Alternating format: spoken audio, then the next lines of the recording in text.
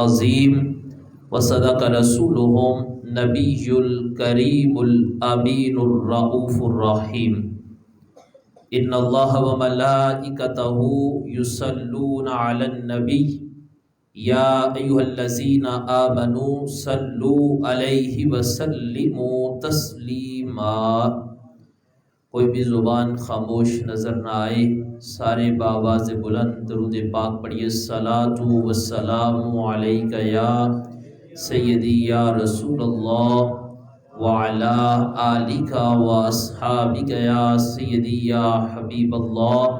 الصلاۃ والسلام علیک یا سیدی یا نبی اللہ وعلی آلک واصحابک یا سیدی یا خاتم النبیین۔ معزز و محتشم غلامان رسول صلی اللہ علیہ وآلہ واصحابہ وسلم، اللہ تعالیٰ کے فضل اور رسول کریم صلی اللہ علیہ وآلہ واصحابہ وسلم کی نگاہ کرم کا صدقہ 20 روزہ فکری و اصلاحی علماء صحابہ و اہل بیت اجتماعات میں سے آج 12ویں اجتماع کے اندر ہم سب کو شرکت کی سعادت حاصل ہو رہی ہے۔ میری دعا ہے رب ذوالجلال ہم سب کی حاضری کو اپنی بارگاہ کے اندر قبول فرمائے۔ آج کا ہمارا موضوع حضرت سیدنا عمر فاروق رضی اللہ تعالی عنہ اور اہل بیت اطہار کی محبتیں۔ اس موضوع کا تعلق ہمارے عقائد کے ساتھ بھی ہے کہ حضرت سیدنا عمر فاروق رضی اللہ تعالی عنہ کا اہل بیت اطہار کے ساتھ محبت کا انداز کیا تھا، اور حضرت عمر فاروق رضی اللہ تعالی عنہ نے اپنے غلاموں کو اہل بیت اطہار کی محبت کا طریقہ کس طرح سکھایا ہے۔ ایک دن نواسہ رسول جگر گوشہ بطول حضرت سیدنا امام حسین رضی اللہ تعالی عنہ آپ حضرت عمر فاروق کے گھر تشریف لے گئے۔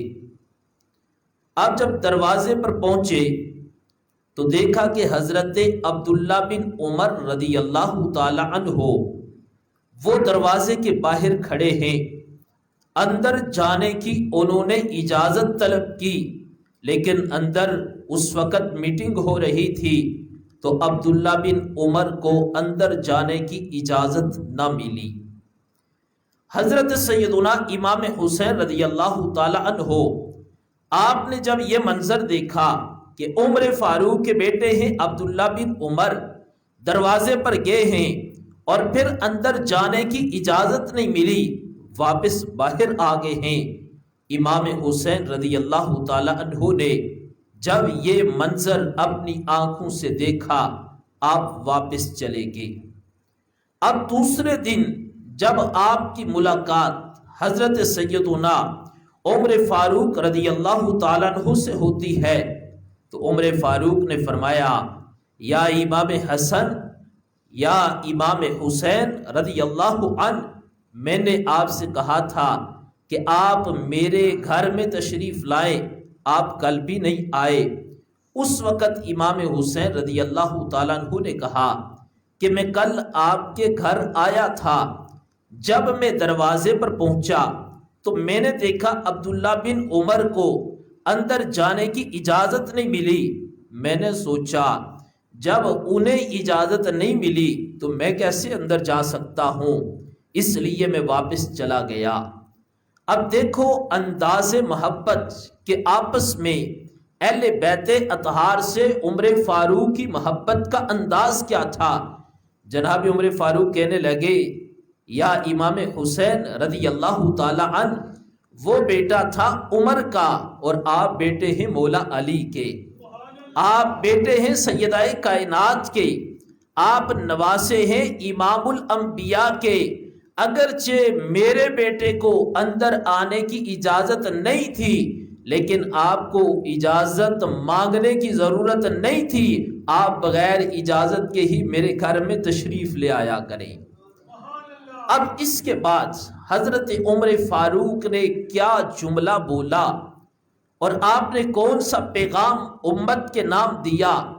آپ نے اپنے سر کے بالوں کی طرف اشارہ کیا اور سر پر امامہ بھی تھا۔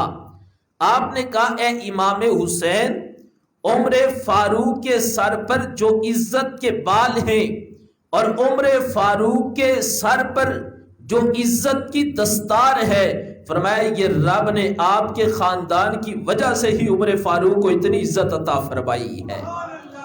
پھر عمر فاروق رضی اللہ تعالیٰ عنہ اس انداز میں کہنے لگے کہ یا امام حسین، آج جو مجھے عزت ملی ہے اور جو میرے سر پر عزت کے بال ہیں اور میرے سر پر عزت کی دستار ہے، یہ رب نے آپ کے نانا جی کی برکت سے ہی مجھے عطا فرمائی ہے۔ اب یعنی امام حسین رضی اللہ تعالیٰ عنہ کے ساتھ محبت کا حضرت عمر فاروق کا یہ انداز تھا، اور آپ نے یہ انداز اپنا کر قیامت تک آنے والے غلاموں کو بتا دیا، اے میرے غلاموں، جو بھی عمر فاروق کا غلام ہوگا وہ تمہیں قیامت تک اہل بیت اطہار کا بھی غلام ہی نظر آئے گا۔ اور پھر حضرت مولا علی مشکل کشا شیر خدا رضی اللہ تعالیٰ عنہ کے حوالہ سے ایک بات عرض کر کے میں اپنی گفتگو کو سمیٹ رہا ہوں۔ مولا علی شیر خدا مشکل کشا رضی اللہ تعالیٰ عنہ، آپ اپنے اوپر ایک دن آپ نے ایک چادر لی ہے۔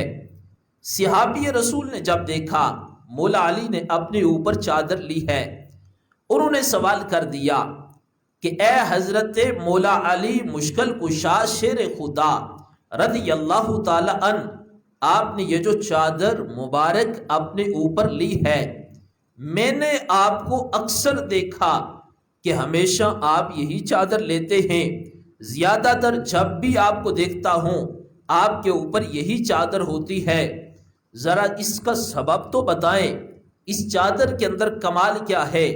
کون سی اس چادر کے اندر خوبی ہے کہ جس کی وجہ سے آپ زیادہ یہی چادر اپنے اوپر رکھتے ہیں؟ اب سننا جواب مولا علی کا، اور اپنے ایمان کو تازہ کرنا، اپنے عقیدے پر رشک کرنا کہ سنیو، رب نے جو تمہیں عقیدہ دیا ہے یہ آج کا عقیدہ نہیں، یہ مولا علی والا عقیدہ عطا فرمایا ہے۔ آج جو ہمیں عقیدہ ملا ہے یہ ہماری ایجاد کا عقیدہ نہیں، یہ وہی عقیدہ ہے جو صوفہ کے صحابہ نے ہمیں سکھایا ہے۔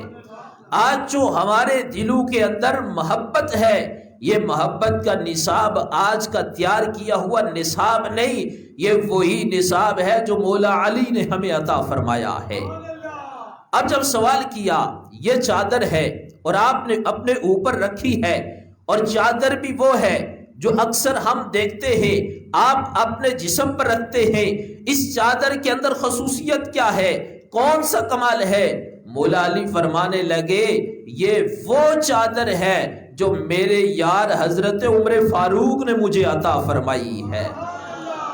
کہا اس وجہ سے اس چادر کو زیادہ اپنے اوپر رکھتا ہوں کہ یہ چادر عام چادر نہیں، یہ چادر بڑی خاص چادر ہے کہ یہ چادر مجھے میرے امام عمر فاروق نے عطا فرمائی ہے۔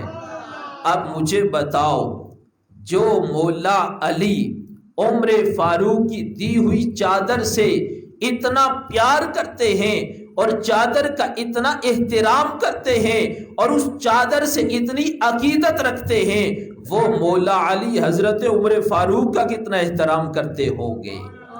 یعنی صحابہ کرام اہل بیت اطہار رضوان اللہ علیہم اجمعین آپس میں جدا جدا نہیں تھے. معاذ اللہ آپس میں ان کے اختلافات جس طرح بیان کیے جاتے ہیں اس طرح ان کے اختلافات نہیں تھے، بلکہ ہمارے پاس جو نصاب پہنچا ہے پنجتن پاک کی عظمت کا، تو رب کعبہ کی قسم ہے پنجتن پاک کی عظمت قرآن نے تو بتائی ہے، نبی علیہ السلام کے فرمان نے تو بتائی ہے، پر ہمیں پنجتن پاک کی عظمت کا پتہ 4 یاروں نے سکھایا ہے. قرآن میں آیا، حدیث میں آیا، پر 4 یاروں نے اس پر عمل کر کے ہمیں دکھایا اور ہم تک یہ پیغام پہنچایا. جو 4 یاروں کا غلام ہے وہ تمہیں پنجتن پاک کا بھی غلام نظر آئے گا. اور جب ہم پنجتن پاک کی زندگی کو پڑھیں، امام الانبیاء کے فرامین کو پڑھیں، مولا علی شیر خدا کے فرامین کو پڑھیں، سیدہ کائنات کے فرامین کو پڑھیں، امام حسن رضی اللہ تعالیٰ عنہ کے فرامین کو پڑھے، امام حسین رضی اللہ تعالیٰ عنہم کے فرامین کو پڑھے، رب کعبہ کی قسم ہے ان کے فرامین سے اس بات کا پتہ چلتا ہے کہ انہوں نے ہمیں 4 یاروں کی محبت کا درس سکھایا ہے. تو پتہ چلا سنیو جو تمہارا عقیدہ ہے یہ نیا عقیدہ نہیں، یہ وہی عقیدہ ہے جو پنجتن پاک نے بھی سکھایا ہے، 4 یاروں نے بھی تمہیں سکھایا ہے. میری دعا ہے رب ذوالجلال ہم سب کو اہل بیت اطہار رضوان اللہ علیہم اجمعین کی سچی محبت رب ذوالجلال ہمیں عطا فرمائے، اور جس طرح انہوں نے ہمیں پیغام دیا، جو انہوں نے ہمیں فکر دی، رب ذوالجلال ہمیں اس فکر کو سمجھنے کی اور اپنی زندگیوں میں اپنانے کی، اپنی اولادوں کو سکھانے کی توفیق عطا فرمائے. رب ذوالجلال ہمارا مرنا اور ہمارا جینا ان عظیم ہستیوں کی محبت میں رکھے، اور رب ذوالجلال قیامت کے دن ہمیں ان کی شفاعت نصیب فرمائے. سارے حضرات ایک دفعہ سورۃ فاتحہ، 3 دفعہ سورۃ اخلاص، اول آخر درود پاک پڑھ کے اس کا ثواب میرے ملک کرنا.